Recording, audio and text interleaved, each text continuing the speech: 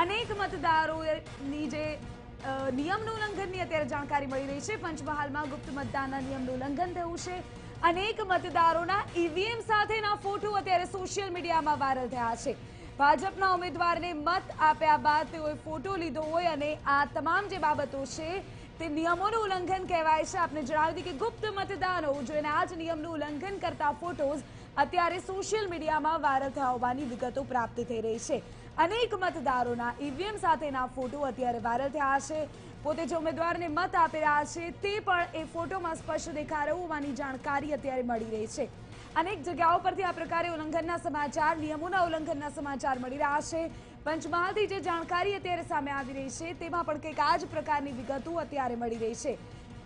પોતાના જે ઉમેદવારને તેઓએ મત આપ્યો છે તે સાથેનો ફોટો આખરે સામે આવ્યો છે। અમારા સંવાદદાતા નિકુંજ પટેલ વધુ જાણકારી સાથે જોડાઈ ગયા છે। નિકુંજ, શું ફોટોઝ વાયરલ થયા છે? શું વિગતો ત્યાંથી?